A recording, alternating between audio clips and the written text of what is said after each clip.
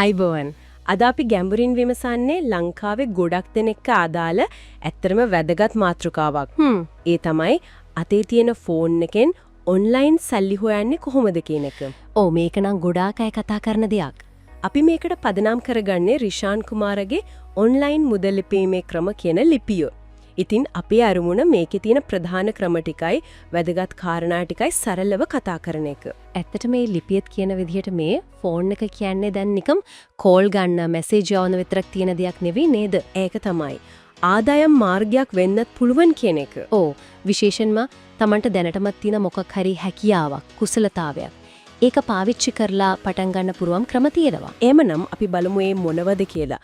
මුලින්ම අර ලිපියේ තියෙන්නේ ෆ්‍රීලාන්සින් ගැන නේද? ඒ කියන්නේ ස්වාධීන සේවා දෙන එක. හරියටම Upwork, Fiverr වගේ platforms තියෙනවනේ. ඒ වගේ Tamanට පුළුවන් දේවල් සමහර විට ලියන්න පුළුවන් නැති නැත්නම් graphic design වගේ දෙයක් නැත්නම් coding වගේ දෙයක්. ඔව් කෝඩින් ඒ වගේ දේවල් ලෝකෙටම විකුණන්න පුළුවන්. ඒ කියන්නේ දැනට තියෙන හැකියාවක් ගෝලීය වෙළඳපොළකට ගෙනියන්න පුළුවන්. ඒක තමයි ලොකුම වාසිය. සමහර වෙලාවට අපේ රටේ වෙළඳපොළ ගැන තියෙන දැනුම උනත් පිටරට කම්පැනියකට වටින්න පුළුවන්. මුදල් ගන්නත් දැන් ක්‍රම තියෙනවා. PayPal, Payoneer බැංකුවටම ට්‍රාන්ස්ෆර් කරන්නත් පුළුවන්. ඔව් කෙලින්ම බැංකු ගිණුමටත් පුළුවන්. හරි. ඒ ෆ්‍රීලාන්සින්. ඊළඟට තියෙනවා ඔන්ලයින් බඩු විකුණන එක. ඒ කියන්නේ ඔන්ලයින් වෙළඳාම. ඒකත් හරි ජනප්‍රියයි. ඒකෙදිත් අර ලිපියේ ක්‍රම දෙකක් ගැන කියනවා. මොනවද?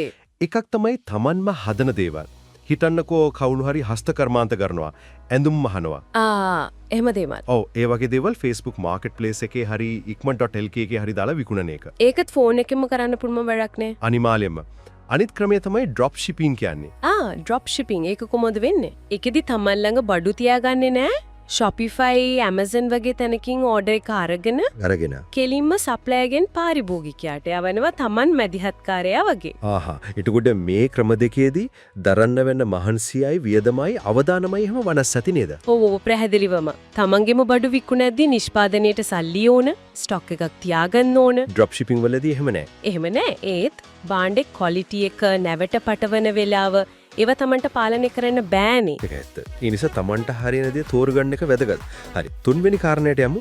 ඩිජිටල් අන්තර්ගතය. වීඩියෝස්, කෝසස් වගේ දේවල්. ඔව්. YouTube, TikTok වගේ තැන්වල වීඩියෝ හදන එක ඒවයින් සල්ලි හොයන්න පුළුවන් ක්‍රම තියෙනවා මොනිටයිසේෂන්. ඒ වගේම Udemy, Gumroad වගේ තැන්වල ඔන්ලයින් කෝසස් හරි පොඩි ඊපොත් හරි හදලා විකුණන්නත් පුළුවන්ලු නේද? පුළුවන්. හැබැයි නිකම්ම වීඩියෝ එකක් දැම්මට කෝස් එකක් හැදුවට බෑ නේද? ඒකනේ. මොකද එතන වැදගත්ම දේ විදිහට අර ලිපිය කියන්නේ. මූලිකවම කරුණු දෙකක්. එකක් Taman වගේට පිරිසක් එකතු කරගන්න එක. ඒ කියන්නේ followers-ලා, subscribers-ලා. අනිත් එක ඇත්තටම මිනිස්සුන්ට වටිනාකමක් දෙන දෙයක් හදන එක. නිකන් කොපි කරලා හරියන්න ගුණාත්මක බව වැදගත්. මේ දෙකටම කාලය යනවා. ඒක ඇත්ත. ඒකරයින් බෑ. හරි. ඔය ප්‍රධාන ක්‍රම තුනට අමතරව තවත් විකල්ප ටිකක් ගැනත් අර ලිපිය පොඩියට කතා කරනවා. ඔව් තියෙනවා. අර affiliate marketing කියලා එකක්. ඒක මොකද්ද? ඒ කියන්නේ අපි හිතමු Amazon එකේ හරි දරාස් එකේ හරි තියෙන product එකක් ගැන ඔයා blog එකක ලියනවා. එයාලා ඔයාට දෙනවා විශේෂ link එකක්. ඒ link එකෙන් ගිහින් කවුරු හරි එක ගත්තොත් ඔයාට පොඩි commission එකක් එනවා. තව online service මත විමසුම් වලට උත්තර දෙන එක Toluna YouGov වගේ site තියෙනවා. ඒවයින් ගොඩක් සල්ලි හොයන්න බෑ කළත් කියනෝ නේද? පොඩි ගාණක් තමයි. නැත්නම් taggy voucher වගේ දේවල්. ඒ වගේම අර phone apps කෙනත් කියනවා. Money SMS, M4 Cash වගේ. ඔව් ඒවා ගැන මොකද කියන්නේ? ඒ ලිපියෙම කියනවා ඒ වගේ විශ්වාසනීයත්වයේදීමයි ඇත්තටම සල්ලි හම්බෙනවද කියලා හොඳට හොයන්න ඕන කියද.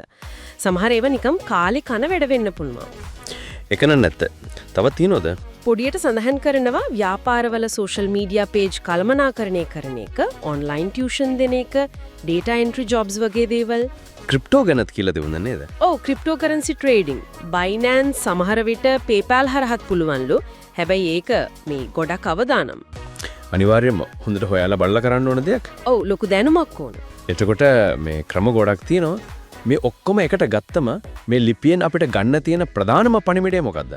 වැදගත්ම දේ තමයි එක ක්‍රමයක් හැමෝටම හරියන්නේ නැහැ. තමන්ගේ හැකියාව, දෙන්න පුළුවන් කාලය, දරන්න පුළුවන් රිස්ක් එක මේ ඔක්කොම බලලා තමන්ට හරිම දේ තෝරගන්න එක. ඒ වගේම අර ඉක්මනින් සල්ලිකාරයෙක් වෙන්න වගේ න ස්කැම් වලින් පරිස්සම් වෙන්නත් ඕන නේද? PayPal, Payoneer, බැංකු ට්‍රාන්ස්ෆර් වගේ. අනිත් කාරණේ තමයි නීතියානුකූලව මේ දේවල් කරන එක. ආදායම් බදු ගැන හිතන්න වෙනවා. ඔව් ඒක අමතක කරන්න හොඳ නෑ. ඉතින් ආරම්භයක් විදිහට අර ලිපියත් කියනවා වගේ ෆ්‍රීලෑන්සින් හරි ඔන්ලයින් මොනවා හරි විකුණන එක හරි උත්සාහ කරලා බලන එක හොඳ වෙයි. ඔව් ඒක හොඳ පටන් ගැනීමක් වෙන්න පුළුවන්. තමන්ට තියෙන දක්ෂතාවයක් හරි උනන්දුවක් හරි එකට යොදවන්න පුළුවන් නිසා. ඇත්තටම මේ කතා කරපු දේවල් එක බලද්දි අතේ තියෙන ෆෝන් එකෙන් උනත් ඔන්ලයින් ආදායමක් හොයන්නේ කොච්චර විවිධ විදි තියෙනවද කියලා පේනවා. මේ ලිපිය ඇත්තටම අපිව හිතන්න පොළඹවනවා. සමහර වෙලට අපි මෙච්චර කල් ලොකුවද හිතුවේ නැති තමන් ළඟ හැංගිලා තියෙන මොන වගේ හැකියාවක්ද මේ විදියට අලුත් ආදායම් මාර්ගයක් කරගන්න පුළුවන් වෙන්නේ කියලා. ආයෙමත් පොඩ්ඩක් හිතලා බලන්න මේක හොඳ අවස්ථාවක් නේද? ඒක නම්